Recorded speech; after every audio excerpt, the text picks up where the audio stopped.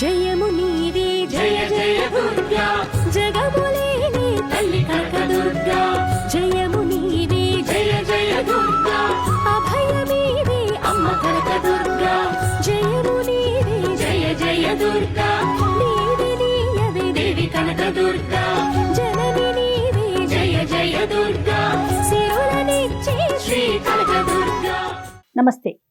Sakhi the house of Kanchi weaves సమర్పించు Dasara special ఎపిసోడ్స్కి స్వాగతం. ప్రేక్షకులందరికీ దసరా శుభాకాంక్షలు.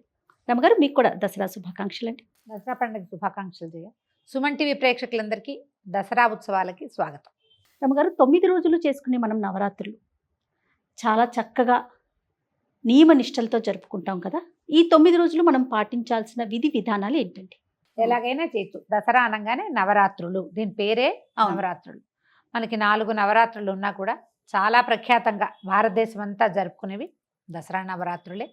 9 రోజులు అమ్మవారు వేరువేరు అవతారాలతోటి, వేరువేరు అలంకరణలతోటి, వేరువేరు మంత్రాలు, వేరువేరు అభిషేకాలు, దేనికి దానికే అట్లా ప్రత్యేకంగా జరపబడేది.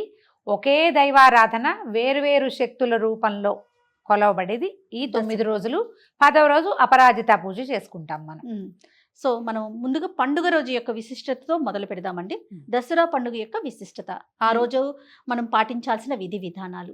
పండుగ 10వ రోజు కంటే మనం 9 రోజులు ఆశ్వయుజ శుద్ధ పాడ్యమి నుంచి శుద్ధ నవమి వరకు నవరాత్రి ఉత్సవాలు జరుపుకుంటాం.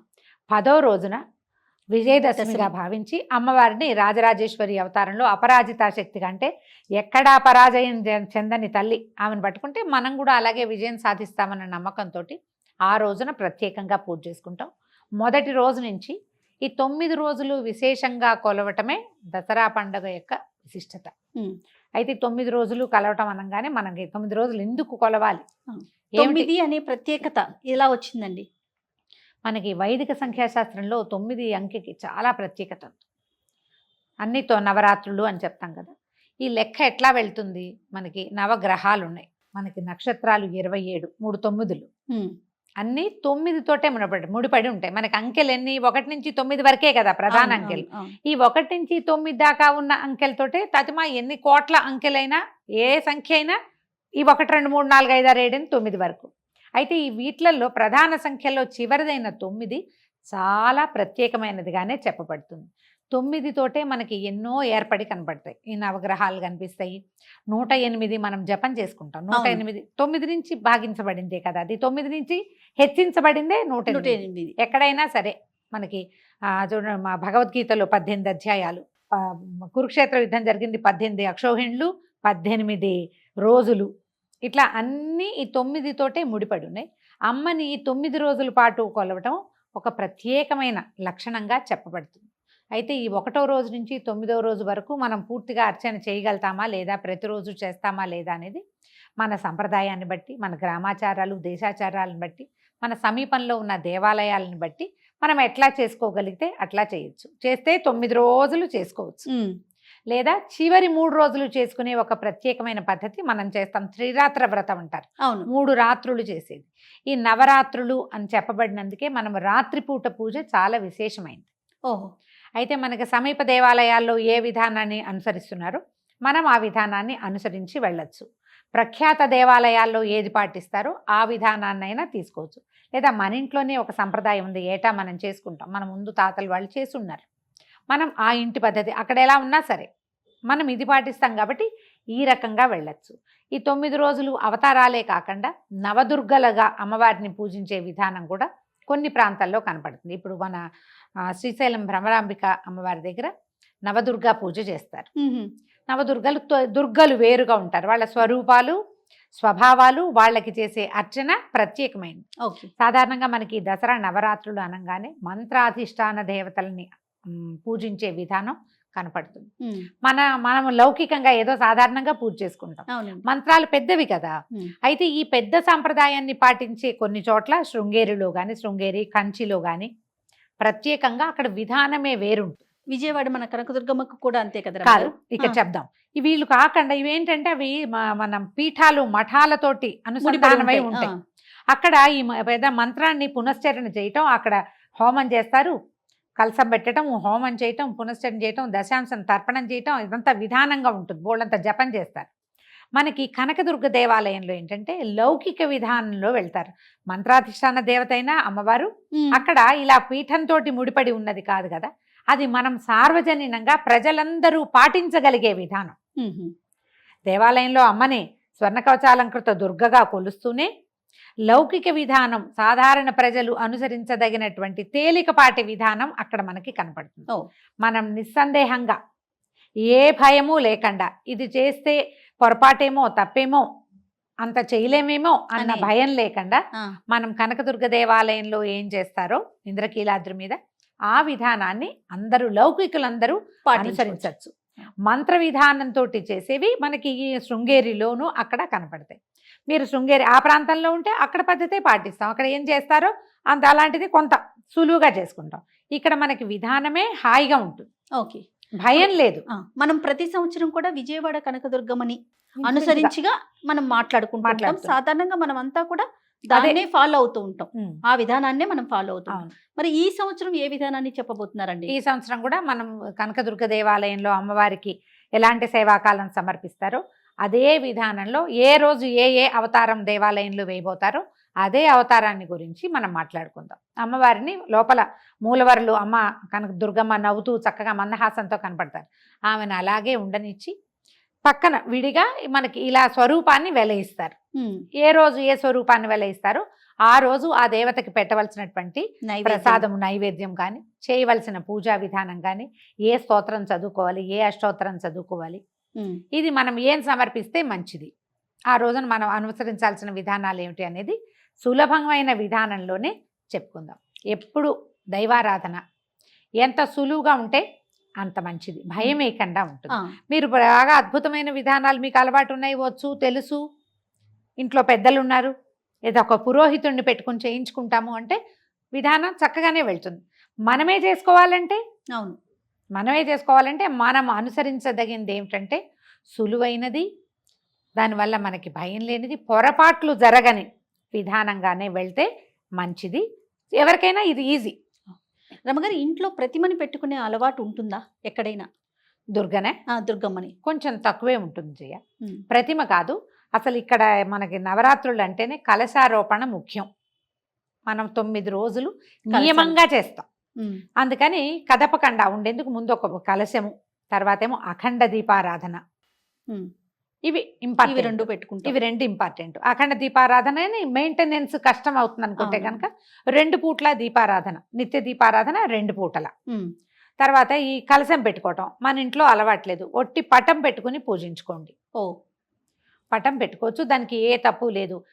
సచామర రమావాణి సవ్యదక్షిణ సేవిత ఆ నామానికి అనుసరించి ఉండేటువంటి ఒక పిక్చర్ని, ఒక పటాన్ని మీరు పెట్టుకోవచ్చు. ఏదైనా చిన్న ప్రతిమలు ఉంటే కాదు, చిన్న ప్రతిమ ఎంతది ప్రతిమ ఉంటే ప్రతిమా స్వరూపాన్ని పెట్టుకోవచ్చు. రోజు ఒక రూపాన్నే మనం పూజించవచ్చు. మనం ఆ రోజు ఎవరిని పూజిస్తామో ఆ అమ్మవారి పేరు ఆ రోజు చెప్పుకోవచ్చు. ఈ ప్రతిమలు దేవాలయంలో మార్చినట్టు ఫోటోలు మార్చాలా, ప్రతిమలు మార్చాలా, అలాంటి అనుమానాలకి తావివ్వద్దు. ఎందుకంటే 10 రోజులు చేసుకునే విధానం కాబట్టి మనం ఇంట్లో సాధారణంగా పాటించలేకపోతాం.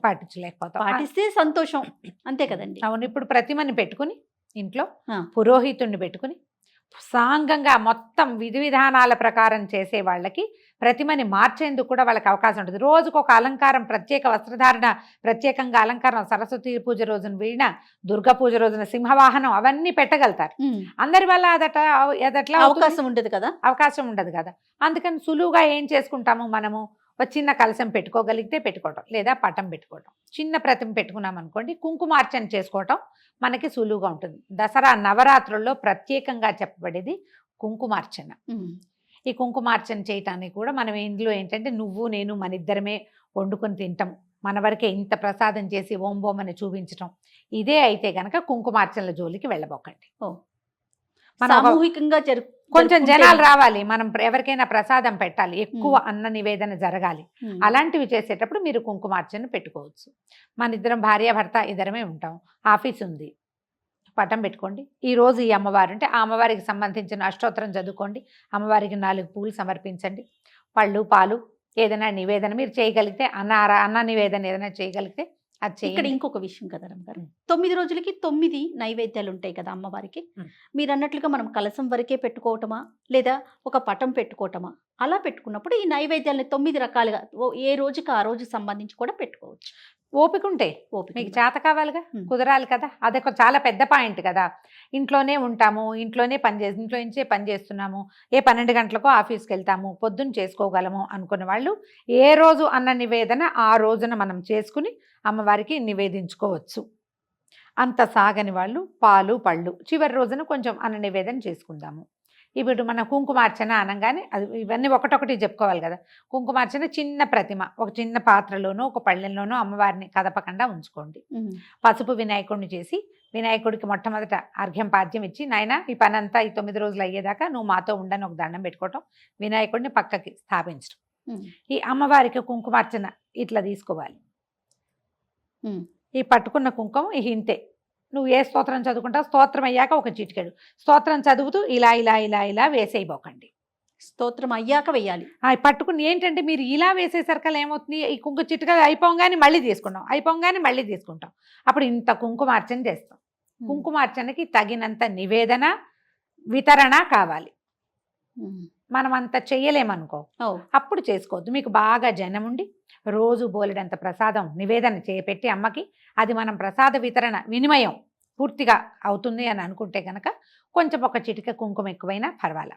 అలా కానప్పుడు సాధారణంగా అందరికీ కుదరదమ్మా అది. అవునండి. అందుకని ఇప్పుడు ఏదో ఉంది, మన లలితా సహస్రం చదువుకున్నారు, సహస్రానికి పట్టుకోండి, పుస్తకం చూసుకుంటారో లేదా గడగడా చదువుకుంటారో. సహస్రం అయ్యాక ఈ చిటిక వేసి దండం పెట్టుకోండి. మీరు ఈ వేసే చిటికలు 2 రకాలు 3 రకాలు వేసినా కూడా అది మనం పెట్టే నివేదనకి మనం చేసే వినిమయానికి సరిపోతుంది.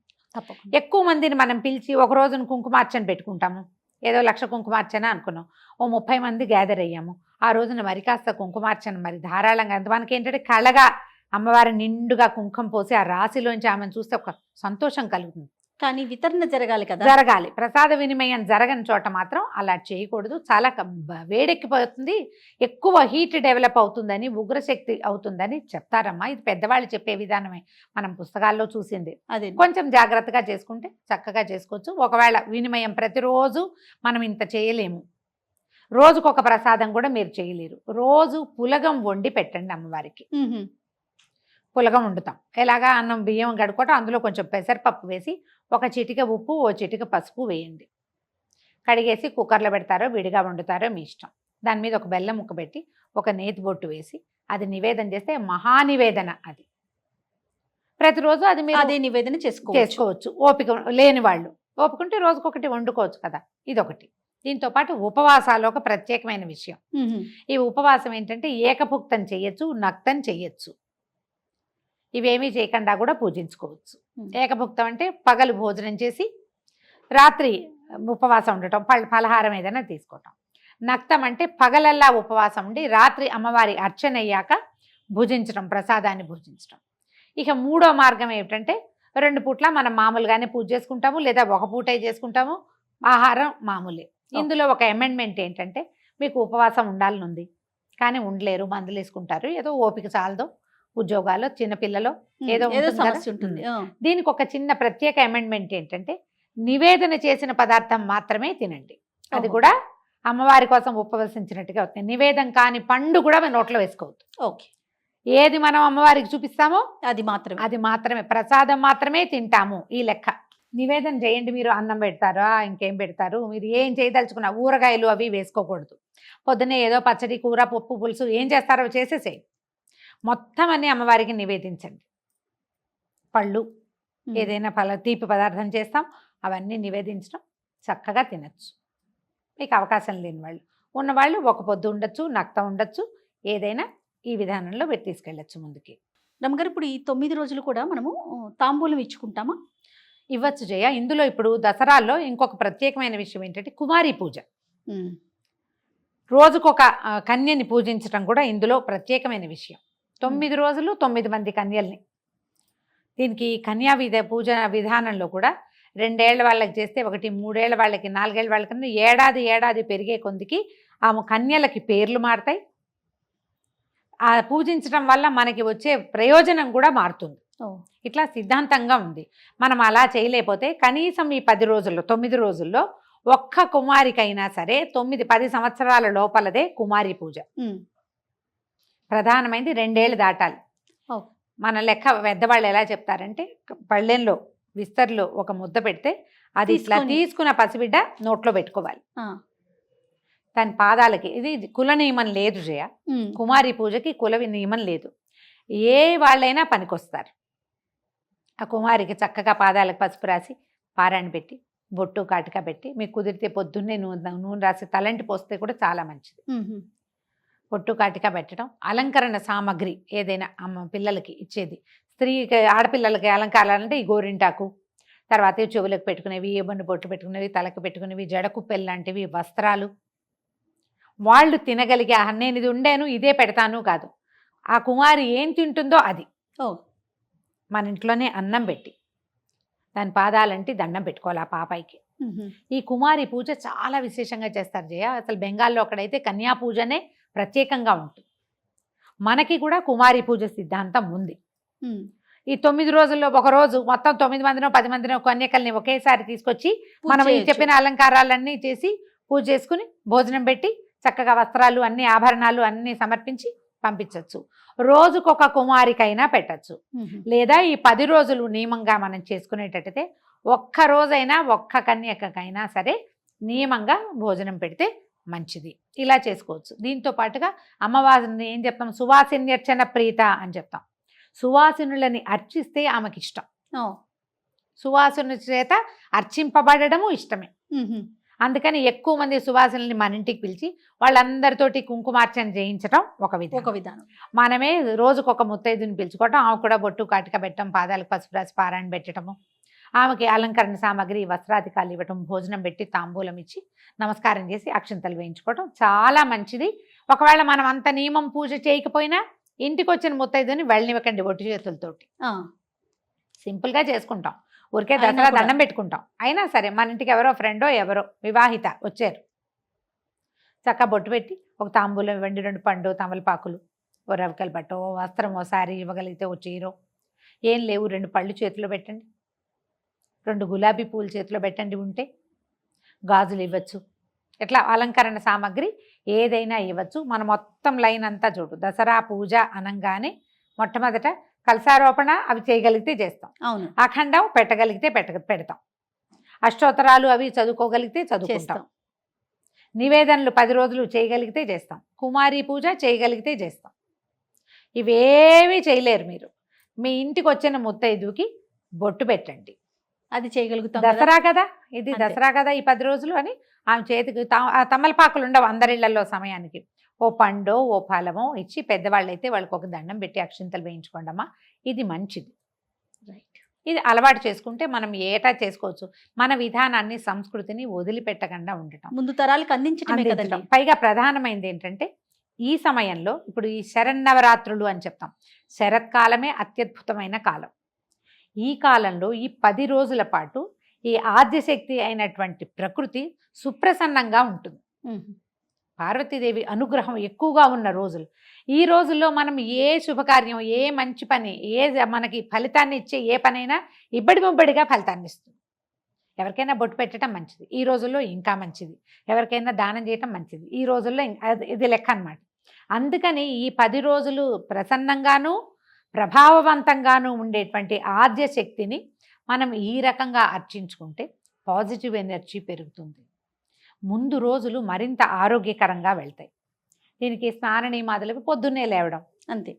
అండ్ మనం ప్రత్యేకంగా చెప్పుకునేదమ్మా, శరన్నవరాత్రులలో కొట్లాటలకి గొడవలకి దిగబోకండి. సాధ్యమైనంత ప్రసన్నంగా ఉండండి. కొట్లాట వస్తే వాయిదా వేయండి, తర్వాత ఇక రానే రావు. ఈ విషయంలో జాగ్రత్త వహిస్తూ ఈ 10 రోజుల నియమావళిని ఎంత మటుకు పాటించగలిగితే అంతవరకు పాటిస్తూ మీ పూజా విధానాన్ని ముందుకు తీసుకెళ్ళండి. సంతోషరావు గారు నమస్తే. నమస్తే జయ.